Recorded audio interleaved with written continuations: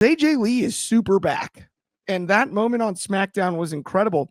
Not a lot of talents necessarily get the honor of returning on SmackDown and then immediately cutting a promo on Raw. We can have the draft discussion later. I don't think there's any doubt about that. That's probably something that we ought to discuss at some stage. But I dug this promo. Thought it was interesting. It echoed a lot of the same sentiments as CM Punk's promo when he returned to AEW. Yes. Which I thought was interesting. I don't know if I was the only one that noticed it, but it was very similar in the like, oh, I'm sorry you missed me so much, but I'm back. I thought I did everything I could. A lot of honesty, a lot of that. Then, of course, you have the Becky run-in and everything. We're going to get to all of it. But, Des, I want to ask you your thoughts on it. Did you think that the return promo lived up to the return itself, which is nearly an impossible task? It's really good that she's back. I thought she did really well. You know, obviously she's been at the mic for a long time. She's been at the game. But, you know, she's doing a lot. She did pretty well. She definitely reminded people that she's really good on the mic, right? A lot of her promo was very genuine. She was talking about therapy and everybody was cheering for therapy. And overall, it's just really great. She seems a lot more healthier, a lot more happy. And I honestly couldn't be happier that she's back. It's almost like that thing where you realize, like, man, I miss AJ Lee. But after really watching her promo, you're like, wow, I really did miss AJ Lee, man. Now that she's back, it's great. She's going to do great things for the women's division. I think her and Becky had a great chemistry. Obviously, they were very funny together. AJ's like, you know, telling Becky to get the belt back. She doesn't do it. Seth gets involved. I thought all of it was great. Absolutely. I am 100% with you. And I love how you brought up, obviously the therapy chants were pretty hysterical. I mean, you don't get that often. Shout out Milwaukee. Shout out therapy and Milwaukee. That felt pretty organic as far as I'm concerned.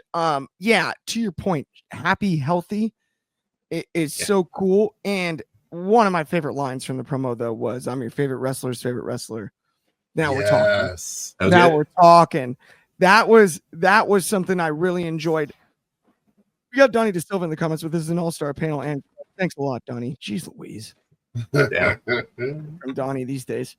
Monster shout out Donnie though.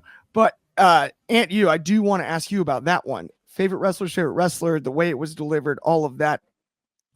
I would have argued, honestly, that might have been Becky Lynch a few years back, which makes the rivalry even more interesting.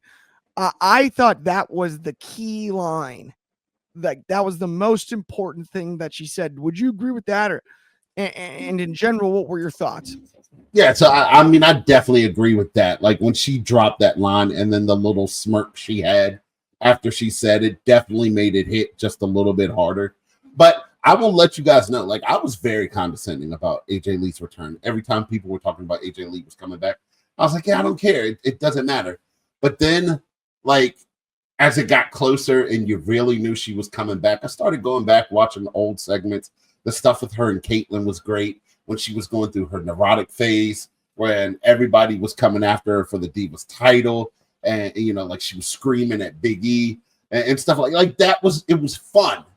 And, you know, Punk's got the most classic line with AJ Lee when he looks at her and he's just like, I dig crazy chicks. Like we all do.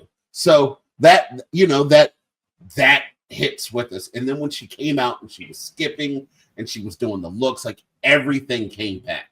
Everything beautiful about AJ Lee came back in that instance when she came out in Chicago, and then actually giving her the mic and letting her do what she needed to do was great. Like she's just so proficient when she talks, and the way she was hitting things on Becky Lynch. And as you guys said, you know, bringing up the mental health stuff and all that just made everyone relate to her. You know, talking about, you know, when I hung up the Converse, I thought it was the last time doing, or the Chuck Taylors. It was my last time doing it. Just, you know, just that crazy little chick is back in our lives. And we know it's not good for us, but we love it anyway. Absolutely. I'm 100% with you. And I found something else really, really interesting too, when it came to this whole AJ Lee thing here. Right.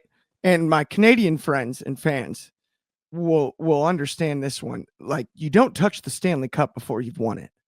I'm not superstitious, but I'm a little bit stitious. right? Just a skosh. Shout out The Office. But at the same time, she wore the belt. Crazy is my superpower. Everything that the promo represented. You know I love breaking rules. It's one of my favorite things to do. If we're ever going to break a rule, AJ wearing that IC title before winning it and just being crazy AJ, while still cutting this genuine promo and striking that balance, I thought was one of the most impressive things I've seen out of anyone in a long time. Now, obviously, when you get a return after 10 years of somebody of AJ Lee's caliber, every single thing she basically does in these first few weeks is going to be exciting because we have missed her. But when that nostalgia wears off, little things like that, little just absolute nuggets, little storyline things that make sense, I think are what can carry this for the long run, because we are very aware she signed a long-term deal. And that is important to note in my eyes. I think it's a big deal. I dig it. Donnie DeSilva's here in the comments. He said AJ Lee's return promo combined with Becky's selling on the last two shows has taught every new fan that AJ is a huge deal. Exactly. Thank you, Donnie. I mean that sincerely. I know usually I'm sarcastic with you, but I could not agree more. Well, you got to remember a couple weeks ago, Rhea Ripley said that, growing up, when she was doing something with Punk, and she was just like, growing up, your wife was one of my favorite wrestlers of all time. So that line drops right there too. Like, everyone knows Rhea's the top dog. So I'm your favorite wrestler's favorite wrestler. Like, right. It fits. It just fits perfectly. It really does. I mean, here's the thing for me too, when it comes to AJ Lee. Paige had a movie made about her, right? Yeah, Fighting with My Family. The Bella's got a reality series. Yep. AJ did her own thing, but my favorite part about it is people that were there didn't forget. And that is a section of the fan base too. I think often it's marketed to, and to Donnie's point earlier, every new fan now understands why she's important. And Becky deserves a lot of credit for that and whatnot. But AJ was important then as well. And the fans that were there for that didn't forget. And that benefited it greatly. And it just shows you how nuanced the creative process can be when it comes to professional wrestling. Because I necessarily couldn't fathom AJ's return being as big as it was 5 years ago. I don't think that's something I would have pictured in my mind. And it's just an interesting deal there. Donnie in the comments again with, when I speak to female wrestlers under the age of 40, almost all of them will tell you they were motivated to get into the business by Trish or AJ. That is such a great call, Donnie. Yeah. The influence that she's had on the industry has not gone away, and it does need to be respected and celebrated. This is a big deal that she's back. You can't forget Lita in that conversation too. Lita I would add Lita on a lot of young girls, wearing the oversized pants and the cargo oversized pants and yeah, dude, like those three were generational.